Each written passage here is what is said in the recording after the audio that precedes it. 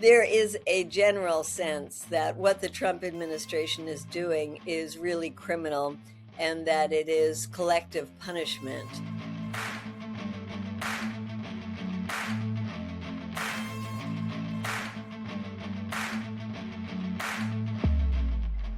Thanks, everyone, for joining us at the Project Censored radio show on Pacifica Radio. I'm your co-host, Eleanor Goldfield, and we're very glad right now to be joined by Medea Benjamin, who's the co-founder of both CODEPINK and the international human rights organization Global Exchange. Medea, thanks for being here. Wonderful to be on with you, Eleanor. Yeah, absolutely. I wish it was under better circumstances, but, we live in hope. um, so, much as they say about Palestine, it's been 2 years and 78 years, marking not only the genocide currently, but the founding of Israel as an apartheid state. And I feel like you could say the same thing about Cuba. It's been 2 months and 60-ish years, marking the time since Cuba last received a shipment of oil needed to literally power the nation. And of course, the advent of the U.S. blockade on Cuba as punishment for successfully overthrowing the U.S.-backed oppressive regime. So I was wondering, Medea, starting us off here, could you help our listeners contextualize what's going on here and the true breadth and depth of the current crisis? Well, as you said, Eleanor, Cuba has been suffering from U.S. sanctions since the 1960s. There has been one very difficult period in Cuba in the early 90s when the Soviet Union fell apart, and that was one of the main sources of Cuban income, and that was called the Special Period, and it was a very dark time in Cuba. This is similar to that in that people are really going through very difficult times, and it's hard to see what the U.S. is trying to accomplish with this. They talk about regime change, but nobody knows what that means. And in the meantime, there is, it's hard to even describe all of the consequences of not having fuel. I was in Havana recently, and then much more recently on the eastern part of the island. And Eleanor, just to give you something very concrete, if you don't have fuel, you can't power the garbage pickup trucks. If you don't get the garbage picked up, you have lots of festering garbage out on the streets. It means lots of mosquitoes. And there have been 3 mosquito-borne diseases that have been affecting people all over the island.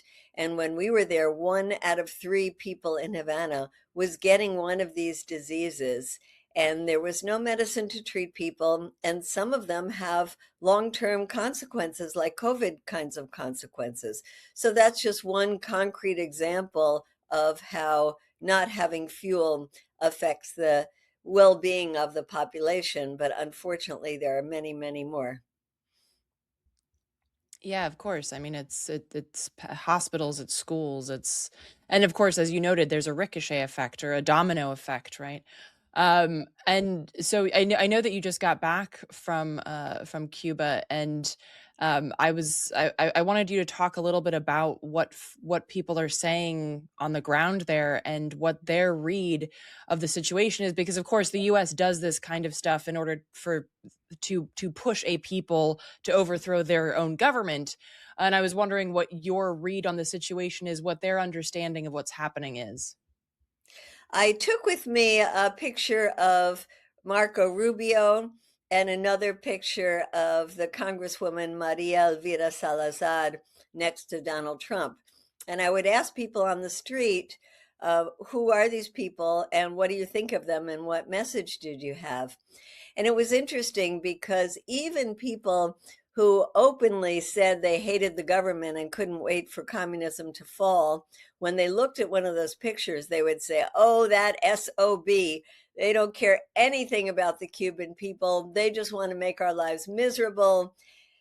There is a general sense that what the Trump administration is doing is really criminal and that it is collective punishment. Whether people think that the Cuban government and the system can hold on or is going to crumble, people really don't know. They don't know. They live in this kind of anxiety. There are certainly those who support the revolution who will say, we've been through this before, we'll be through this again, we are resistant. Um, and there are others who just throw up their hands and say, we have no idea where this is going, but all we know is that daily life is such a struggle for us. And Eleanor, you know as a mom that Cuba has been known for its great healthcare system and taking care of the young people, and is one of the lowest infant mortality rates in the world, not just among poor countries or countries of the global south, but rich countries as well. And now that's going up, and it's such a horrible indication that these consequences of the sanctions have real life and death effects. People can't get their cancer medicines, they can't get other medicines, they can't even sometimes get to the hospital in time. The hospitals are lacking everything. It was interesting because my partner Tig had an asthma attack when we were there, and this is in Holguin, where things are even worse than in Havana, where they only have electricity like 3 or sometimes 6 hours a day. And we went to a polyclinic to try to get him some help, and immediately they put him on one of these nebulizers, hooked him up to a tank. We had gone into the pharmacies to see if he could get anything, and they had nothing. In the clinic, they did, and it really, really immediately alleviated him. And afterwards, it was just a smile and a thank you. And Tig is like, wait, they didn't ask me anything. Certainly didn't ask me for any money. And it's such a different system. So with all the problems they have, it still is a system that puts healthcare before profits. Yeah, I mean it's amazing. Cuba's largest export is doctors. Meanwhile the U.S. is exports death and Disney movies. But wait, let me And just say something about that, Eleanor, because that has been the most beautiful program I have seen a country institute in my whole lifetime. And I say this as somebody whose life was saved by Cuban doctors in Africa when I had a severe case of malaria. I thought I was going to die. I blacked out. And the next thing I know, I was getting an intravenous shot from two Cuban doctors.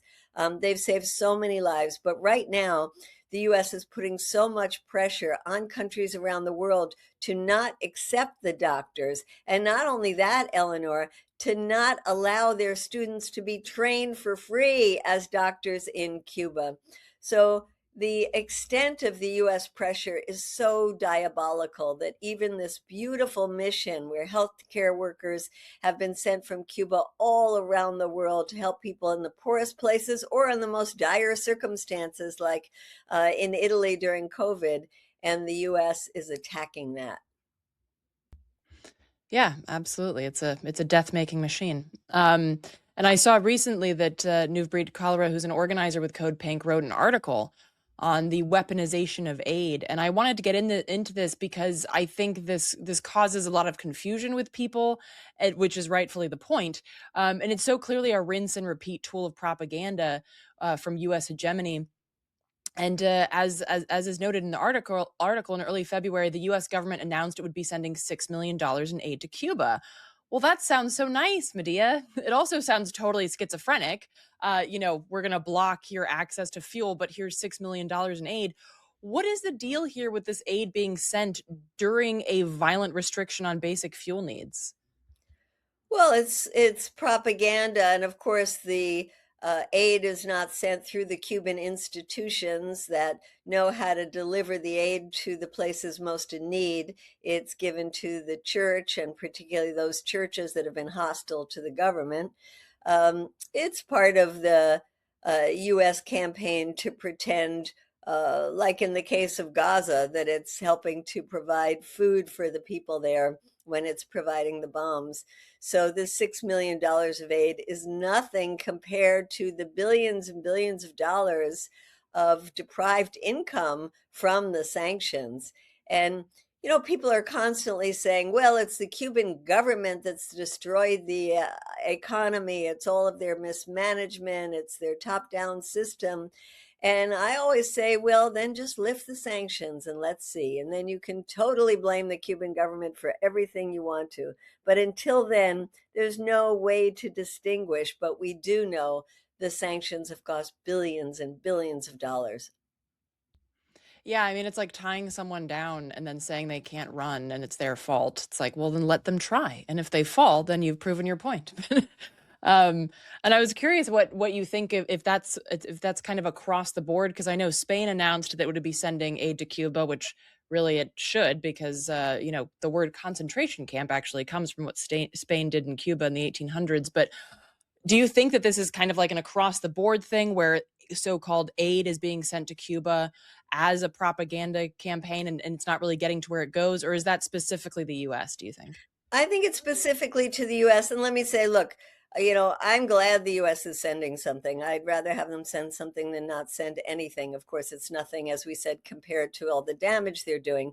But Mexico is sending a lot of aid, unfortunately, because the US has threatened them with horrific tariffs. They can't send oil or they won't send oil.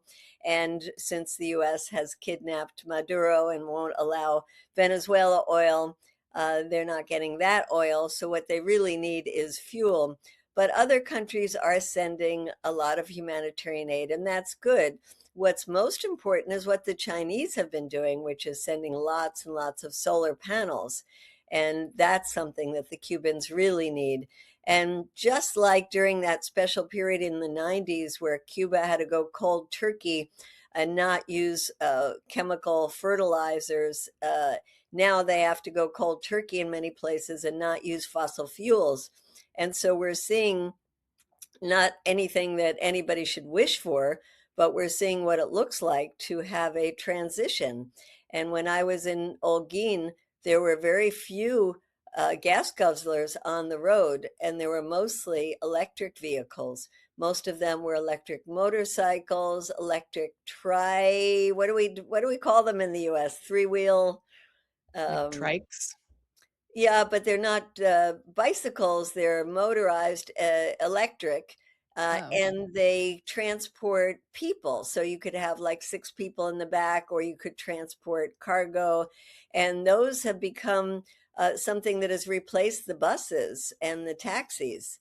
So people are finding other means. When the electricity goes on for the 3 hours a day, they rush to plug in all of their electronic goods, including these vehicles, so that they can then use them when the electricity goes out. So the people are finding all kinds of ways to get around this, although in one center that we saw, which is like a feeding center for the most vulnerable Cubans. That means elderly, have nobody to take care of them, single mothers, people with no income. They eat 2 meals a day in these communal kitchen kind of things, and they have nothing to cook with. They have no fuel, they have no gas. And so they're not only using charcoal, which is expensive for them, but they are finding pieces of wood, cutting down trees. When we were there, they came in with a piece of a fence that was a wooden fence that they were using for cooking. So it's really, as one woman said to us, going back 100 years. But they are finding ways to feed themselves and get their children off to school and try to make life as normal as possible. Yeah, I mean, you see this kind of thing in Palestine as well. The need to MacGyver things constantly because you don't have the basics that would allow you to to do it the proper way or the normal way, quote unquote. And I wanted to kind of piggyback off of what you were saying with regards to these solar panels in this aspect, because um, there's a way of framing this to say that the U.S. always uses oil as a punishment or as a way to keep nations on a leash, on a short leash. And I'm wondering if you see this ultimately as like the US shooting itself in its own foot, which it does a lot. But I'm wondering, like, is this kind of the death knell of something that the US has that control over? Because as oil goes, so goes the petrodollar. And, China is like, look, we'll send you these solar panels. We're finding back doors, whether that be crypto or the BRICS nations or what have you. Is this like the death cry of the US empire's ability to really keep a stranglehold on Cuba, do you think? Well, let's hope so, Eleanor, because it's so horrible for the people around the world who are the victims of this, as well as us in the United States. And I'll never forget being in an arena in Venezuela when Hugo Chavez was still alive and him looking out and he was saying how awful the US was. It was during the Bush years and how they were doing everything they could to try to overthrow his government. And then he saw us, a small delegation of Americans who were there, and he said, but you are the children of Martin Luther King. And as soon as we liberate ourselves from the yoke of this empire, we will be liberating the people inside of the United States as well. And I always think about that because I really do believe it's true, especially with the $1 trillion military budget that we have now and the request and Trump's idea of increasing it by 50% to $1.5 trillion. So we are in the grips of this war economy as well. And, Cuba might just be an example of how you can resist this intense, intense pressure and come out on the other side with a society that knows how to live with a lot less fossil fuel. Yeah, I mean, it's hard to think of a silver lining in times like these, but I suppose that would be one. And Drop site last week reported that Marco Rubio has been lying to Trump, saying that Rubio's in talks with the higher ups in Cuba, but there's zero evidence to suggest that that's the case. Now, of course, Rubio is not at all interested in any diplomatic resolution, nor is he capable of coming to any table with mutual respect. So, in your mind, what are ways in which, like in the more immediate, outside of the longer term end of U.S. empire, what are some ways that you see this being resolved in the short term? Either in a violent way or a non-violent way, and how do you see other world powers potentially being a party to this? Well, let's remember that every year there's a vote in the United Nations, and every year the overwhelming majority of countries, except for the US and Israel, vote to denounce the US embargo and the US blockade, which is now clearly a blockade. And so the rest of the world has not liked the US policy for a long time and is now more and more disgusted by it. And that's why we're seeing this outpouring, not just from a governmental level, but from a grassroots level. And I'm very excited about this campaign that we're involved in for a flotilla and a caravan to go to Cuba to converge in Havana on March 21st. We are trying to get boats there, but most people will be going by air. Many people from Miami and other parts of the hemisphere. But it's an example of how we're coming together, all these different groups from all these different countries, to say how disgusted we are with US policy. And I think this sends a strong message to Marco Rubio and his other cohorts in Congress. I call them the axis of evil. That's Maria Salazar and Diaz Balart and Carlos Jimenez, the three who just are working every day overtime to try to overthrow the Cuban government. But outside of Southern Florida, they don't have a lot of support. So we're hoping that this kind of both from an official level as well as from the grassroots level has an impact on what our government thinks it can get away with doing and what it can't do. Well, and you mentioned Venezuela, and of course, Venezuelan oil has now left Venezuela to be shipped to Israel, and of course, it's not being shipped to Cuba. And I'm curious what you think that, like, how do you see that lining up with what's going on in Cuba? I mean, Delcy Rodriguez has an impossible task, I would say. And I'm curious what your thoughts are on how that would potentially play out. And how, I mean, do you feel like US empire is stretching itself too thin, trying to go after Cuba and Venezuela at the same time? Well, and not to mention Iran, and then owning Gaza and what's happening in the West Bank, and the mess that it's created and still trying to deal with throughout the Middle East. Yes, it is absolutely overstretched. And when you see their national security strategy document that says that they're going to basically pull out of other areas except for Latin America and the Pacific, they can't disentangle themselves even from the Middle East after more than 20 years since the invasion of Iraq. So, yes, the US is overstretched, but while it is flailing about and has somebody like Pete Hegseth leading the Department of War and Marco Rubio as the quote top diplomat, they are also wreaking a lot of damage. We are on our way to Venezuela with a delegation that includes CODEPINK and members of Veterans for Peace, as well as World Beyond War and others. And we're excited about being on the ground to just see this moment in history, how insane it is. As you said, Delcy Rodriguez having a gun to her head and having to meet with these US officials and walking around the oil installations with the US Secretary of Energy, like they are buddy buddy. And oh man, it is just so, everything is so contradictory. I wonder how Delcy Rodriguez gets through each day and sleeps at night. But it is a crazy time, and we can only think about how much more damage the US empire is able to do in its overstretched stage. But there is a lot of opposition to what's happening, whether we're talking about inside Venezuela, inside Cuba, inside of the United States. And of course, Eleanor, you know well, all of the opposition that's come around ICE. We just had a group of high school students with us today who are going around pushing for Jim McGovern's new legislation on Cuba.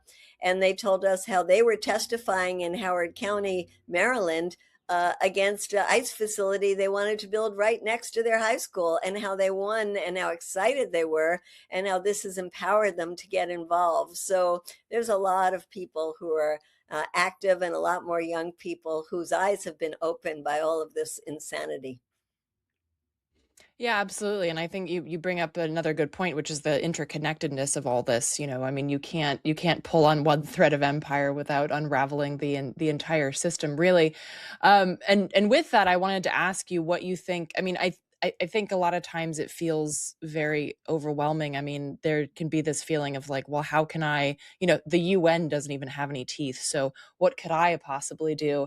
And that it can nosedive into nihilism and this sort of this feeling of paralysis. And I'm curious what you think are ways in which we can address not just the issue with Cuba, but kind of like the larger issue of US empire and pushing for US hegemony worldwide. What is our role as children of empire? And even just sharing some things that you might have heard in Cuba that folks asked you to take back with you.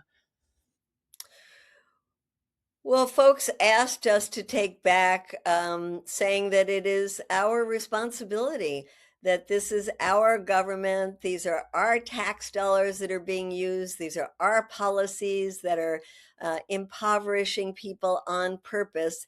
They wanted us to point out who exactly are the members of the White House and in Congress who are pushing this, make their lives difficult, expose them, expose what is driving them. And of course, there's money behind all of this. It's easier when we talk about Gaza to look at the APAC lobby, but there is also a very strong lobby that's focused on Latin America as well. And people who have made a lot of money from getting our tax dollars to try to overthrow governments of Latin America. And just like the extreme right is organized from Milei in Argentina to Orban in Hungary to, of course, here in the United States, we're getting organized internationally. I was just at an international gathering in Colombia organized by Progressive International with people from all over the hemisphere, with a lot of excitement about what we can do together to push back this right wing tide. And I take that from the big global level all the way down to the level of this young 17-year-old that I just met today who is testifying against ICE. That there's things that we can do in our own communities. And of course, Minneapolis has led the way and inspired people all over our country and places beyond. And I think these kind of mutual aid groups that have cropped up all over to help our neighbors, to be strengthening our communities, be part of organizations. CODEPINK has grown tremendously in the time since Trump is back in, with chapters all over the country, with a lot of great energy.